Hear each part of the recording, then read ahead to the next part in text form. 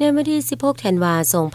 2025 อยู่ที่แผนกโยธาธิการและขนส่งแขวงได้เปิดดำเนินชีวิตการเมืองกฎการโดยพรรคปลอดภัยเข้มแข็งหนักแน่นของคณะพรรคค้าทานแผนกโยธาธิการและขนส่งแขวงประจำปี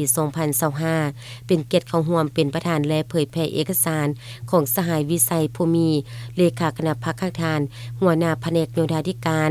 มีหัวหน้าหน่วยพรรคห้องหน่วยพรรคและสมาชิกพรรคที่ขึ้นกับเข้าร่วม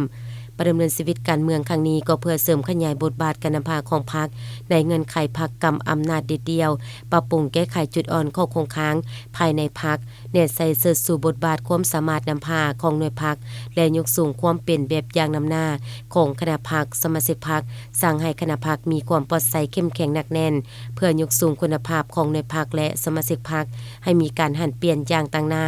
สามารถเป็นแกนนำที่เข้มแข็งในระบบการเมืองจุคันทักทานรับประกันเห็นให้การนำพาของพรรคตอบสนองได้กับความเรียกร้องต้องการของการพัฒนาในระยะใหม่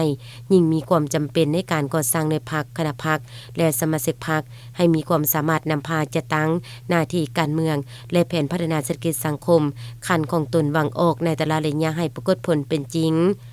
สำหรับการดำเนินชีวิตการเมืองครั้งนี้ก็เพื่อเป็นการเปิดกวงประชาธิปไตยภายในพรรคในการตำหนิส่งข่าวซึ่งกันและกันเริ่มแต่คณะพรรคข้างทานจนฮอดคณะหน่วยพรรคและสมาชิกพรรคการก่อสร้างหน่วยพรรคปลอดภัยเข้มแข็งหนักแน่นต้องได้ปฏิบัติตาม5ในพื้นฐานที่ได้กำหนดไว้ตามคำสั่งของกรมการเมืองศูนย์กลางภาคเลขที่01/กมสพลงวันที่3มังกร2018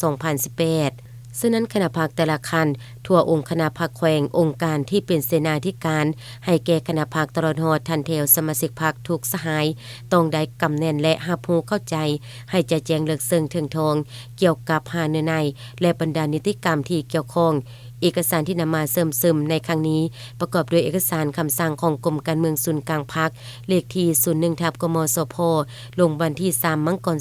2018ว่าด้วยการเพิ่มทวีการก่อสร้างหน่วยพรรคปลอดภัยเข้มแข็งหนักแน่นคำสั่งของคณะประจำพรรคแขวงเลขที่